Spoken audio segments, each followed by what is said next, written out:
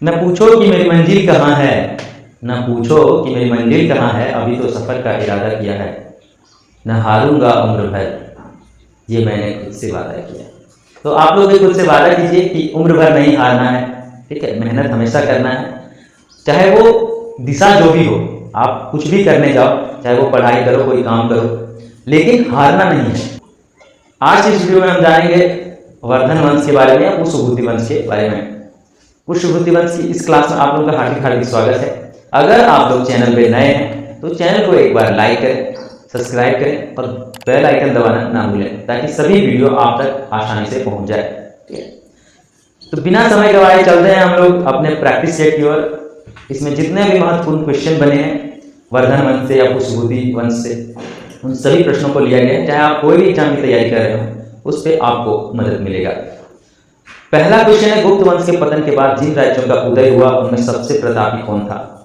जब गुप्त वंश का पतन हो गया तो 4 प्रमुख राज्यों का उदय हुआ, मैत्रक, मौखरी, पुष्यभूति और गौंड। ठीक है, हम लोग पढ़े, मौर्य को पढ़ लिए, हिंद यवन शासक कुषाण के बारे में पढ़ लिए। ठीक है, अभी हम लोग गुप्ता के बारे में पढ़ लिए, गुप्ता डायनेस्टी। फिर हम लोग पढ़ने आए हैं वर्धन पुष्यभूति वंश। ठीक है, तो गुप्त साम्राज्य में जब सबसे अंतिम शासक था विष्णुगुप्त, और जब विष्णुगुप्त की मृत्यु हो गई तो ऐसे कोई राजा नहीं हुए जो अपने राज्य को कायम कर सकता था, तो गुप्त वंश वहां से खत्म हो गया। और गुप्त वंश का जब पतन हो गया तो छोटे छोटे जो स्थानीय राजा था उन्होंने अपने राज्य को आजाद कर लिया, मुक्त कर लिया। ठीक है, तो उनमें से ये सारे राज्य थे, मैत्रक, मौखरी, पुष्यभूति और गौंड। ठीक है, बोला जाता है कि इन चारों में से सबसे शक्तिशाली कौन था? तो सबसे शक्तिशाली राज्य था पुष्यभूति वंश। ठीक है, आपका आंसर हो जाएगा सी। अगला महत्वपूर्ण प्रश्न है, पुष्यभूति द्वारा स्थापित राज्य की राजधानी कहाँ थी? जो पुष्यभूति ने जो राज्य स्थापित किया, पुष्यभूति नाम का एक राजा था, उन्होंने एक राज्य, एक वंश की स्थापना किया, वर्धन वंश की स्थापना किया। तो उन्होंने राजधानी बनाई कहाँ पे? तो उन्होंने राजधानी बनाई थानेश्वर में। तो आपका आंसर हो जाएगा ए, थानेश्वर। अगला महत्वपूर्ण प्रश्न है, पुष्यभूति वंश का वह कौन सा शासक था जिसने परम भट्टार और महाराजा धिराज जैसी सम्मानजनक उपाधियां धारण किया? तो वो राजा था प्रभाकर वर्धन। आपका आंसर हो जाएगा ये, प्रभाकर वर्धन। हर्षवर्धन भी पुष्यभूति वंश के राजा हैं। ठीक है, पुष्यभूति जो है वो पुष्यभूति वंश की स्थापना किया। ठीक है, नेक्स्ट क्वेश्चन है हमारा, प्रभाकर वर्धन के 2 पुत्र राजवर्धन और हर्षवर्धन और एक पुत्री राजश्री थी। ठीक है, क्वेश्चन है कि राजश्री का विवाह मौखरी वंश के किस राजा के साथ हुआ था? ठीक है, इसमें 3 क्वेश्चन है। पहला कि प्रभाकर वर्धन का बड़ा बेटा कौन था? तो राजवर्धन था। ठीक है, उसका छोटा बेटा तो हर्षवर्धन था। उसकी बेटी का नाम क्या था? तो राजश्री था। और राजश्री का विवाह किसके साथ हुआ? तो ग्रहवर्मा के साथ हुआ। आपका आंसर हो जाएगा सी, ग्रहवर्मा। नेक्स्ट क्वेश्चन है, किस कट्टर शैव उपासक गौंड शासक ने बोधि वृक्ष को कटवा दिया? ठीक है, यानी कि एक कट्टर शैव उपासक गौंड शासक था। गौंड, जो गौंड वंश हमने दिखाया, गौंड राजा, उन्हीं में से एक राजा था जिन्होंने बोधि वृक्ष, जो गया में जो बोधि वृक्ष था, उसे कटवा दिया था। यानी कि बौद्ध का जो है वो दुश्मन था, मतलब बौद्ध धर्म को देखना नहीं चाहता था। तो उसका नाम क्या है? तो उसका नाम है शशांक। ठीक है, अगला महत्वपूर्ण प्रश्न है, शिलादित्य परम भट्टार नरेश की उपाधि धारण करने वाले किस राजा ने 16 वर्ष की अवस्था में 606 ईस्वी में राज्यभार संभाला? ठीक है, एक राजा था जिन्होंने शिलादित्य परम भट्टार नरेश की उपाधि धारण किया था, तो वो था हर्षवर्धन। ठीक है, हर्षवर्धन 16 साल की मतलब उम्र में 606 ईस्वी में जो है उन्होंने राजकाज संभाला। तो इसका आंसर हो जाएगा सी, हर्षवर्धन। अगला महत्वपूर्ण प्रश्न है, हर्षवर्धन को नर्मदा नदी तट पर हुए युद्ध में किस राजा ने पराजित किया था? हर्षवर्धन को एक ही राजा ने पराजित किया था, वो भी युद्ध हुआ था नर्मदा नदी के तट पर, और वो राजा का नाम है पुलकेशी नृत्य। आपका आंसर हो जाएगा बी, पुलकेशी नृत्य। अगला महत्वपूर्ण प्रश्न है, यात्रियों का राजकुमार, नीति का पंडित एवं वर्तमान शाक्य मुनि कहे जाने वाले चीनी यात्री हेनसांग किसके शासनकाल में मारा जाता है? क्वेश्चन यहाँ पे 4 है। पहला तो यात्रियों का राजकुमार किसे कहा जाता है? तो हेनसांग को। नीति का पंडित किसे कहा जाता है? तो वही हेनसांग को। वर्तमान शाक्य मुनि किसे कहा जाता है? तो हेनसांग को। ठीक है, क्वेश्चन ये है कि हेनसांग किसके राज्य में आया था, यानी किसके राज दरबार में आया था? भारत। ठीक है, तो इसका भी आंसर हो जाएगा Harshvardhan, answer C. Next question है, हर्ष के समय में प्रयाग में प्रति 5वें वर्ष एक समारोह आयोजित किया जाता है। 5 वर्ष के बाद एक समारोह आयोजित होता था, जिसके 6ठे समारोह में हर्षवर्धन स्वयं सम्मिलित हुए थे। उस समारोह का नाम क्या है? ठीक है, उसे क्या कहा जाता था? तो उसे कहा जाता था महामोक्ष परिषद। आंसर हो जाएगा ये महामोक्ष परिषद। नेक्स्ट क्वेश्चन है हमारा, वर्चु के शिष्य हर्षचरित एवं कादंबरी के रचयिता वानभट्ट, यानी कि वानभट्ट कौन थे? वर्चु के शिष्य थे और हर्षचरित और कादंबरी के रचयिता थे। ठीक है, किसके दरबारी कवि? कौन ऐसा राजा था जिसके दरबार में वानभट्ट रहते थे? उन्होंने हर्षचरित और कादंबरी की रचना किया था और उनके गुरु का नाम वर्चु था। वो किसके दरबार में रहते थे? तो आपका आंसर हो जाएगा सी, हर्षवर्धन। हर्षवर्धन एक बहुत प्रतापी राजा हुआ करता था।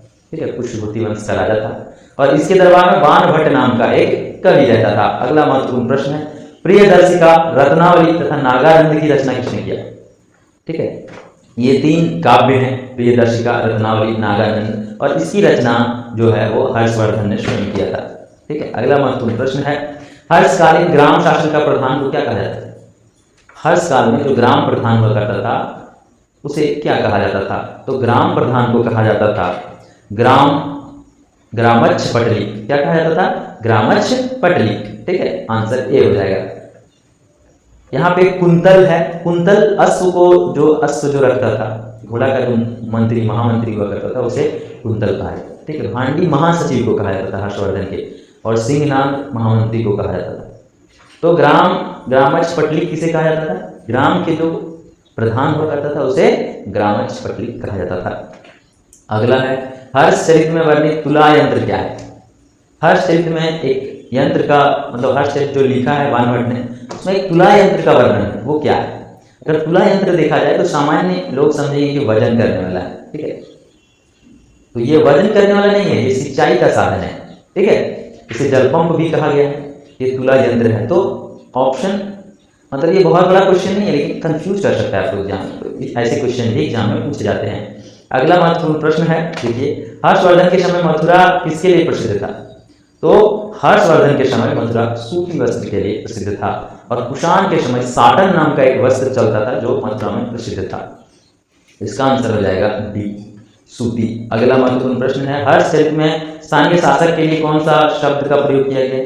तो स्थानीय शासक के लिए लोकपाल का प्रयोग किया गया। ठीक है, भांडी महासचिव हुआ करता था, सीमापाल जो सीमा की रक्षा करता था। ठीक है, तो ये था ये हर्षवर्धन के शासनकाल की सभी विशेषताएं। इससे जितना भी महत्वपूर्ण प्रश्न था हमने आप लोगों के बीच लाया। ये 15 प्रश्न नहीं है, ये 80 से 90 प्रश्न के बराबर है। ठीक है, तो इसे आप लोग अच्छे से देखें। अब चलते हैं हम लोग प्रैक्टिस सेट की ओर। ठीक है, हम लोग 1 by 1 जो है वो प्रैक्टिस सेट को करेंगे। ठीक है, तो देखिए, पहला प्रश्न है हम लोगों का कि गुप्त वंश के पतन के बाद जिन राज्यों का उदय हुआ उनमें से सबसे प्रतापी कौन था? तो आपको जो है 5 सेकंड का समय दिया जाएगा, आपको आंसर बताना है।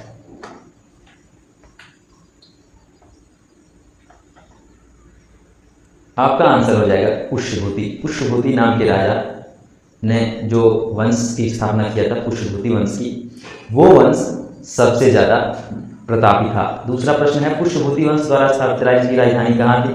तो आपका टाइम शुरू होता है। अब देखिए आप लोग कितना स्कोर करते हैं।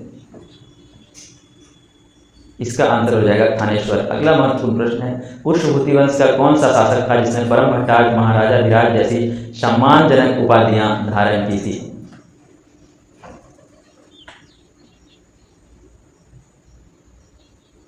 इसका आंसर हो जाएगा प्रभाकर वर्धन। अगला महत्वपूर्ण प्रश्न है, प्रभाकर वर्धन के 2 पुत्र राज्यवर्धन, हर्षवर्धन एवं एक पुत्री राजश्री थी।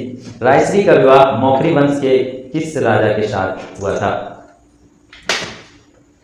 आप लोग अच्छे से करें क्वेश्चन। और इसका आंसर हो जाएगा ग्रहवर्मन। ग्रहवर्मन ने राजश्री के साथ विवाह किया था। नेक्स्ट क्वेश्चन है, किस कट्टर से उपासक गौड़ शासक ने बोधि वृक्ष को कटवा दिया था?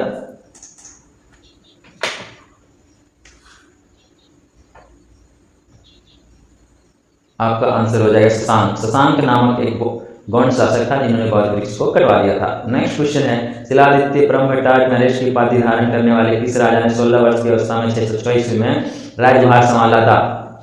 टाइम शुरू होता है अब। 4 3 2 1 0। आपका आंसर हो जाएगा हर्षवर्धन। नेक्स्ट क्वेश्चन है, हर्षवर्धन को नर्मदा नदी तट पर हुए युद्ध में किस राजा ने पराजित किया था? आपका टाइम शुरू होता है अब। 3 2 1 0। आपका आंसर हो जाएगा पुलकेशी द्वितीय ने हर्षवर्धन को नर्मदा नदी के तट पर हराया था। अगला महत्वपूर्ण प्रश्न है, यात्रियों का राजकुमार, नीतियों का पंडित, वर्तमान शाक्य मुनि कहे जाने वाले चीनी यात्री हेनसांग किसके दरबार में आया था? तो आपका टाइम शुरू होता है अब।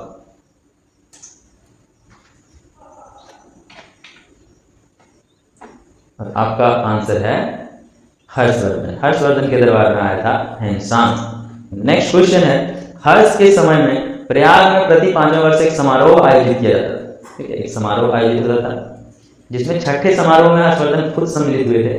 लेकिन क्वेश्चन है कि उस समारोह का नाम क्या था? ठीक है, उस समारोह का नाम क्या था? तो आपका आंसर हो जाएगा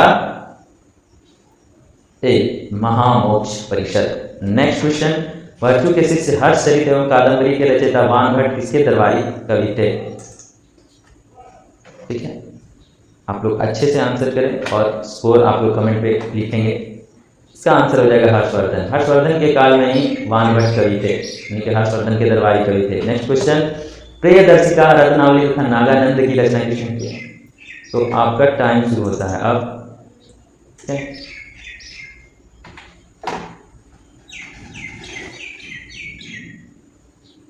हर्षवर्धन, प्रियदर्शिका रत्नावली नागानंद की रचना किसने किया था? तो हर्षवर्धन ने। नेक्स्ट है, हर्षकालीन ग्राम शासन का प्रधान को क्या कहा जाता था?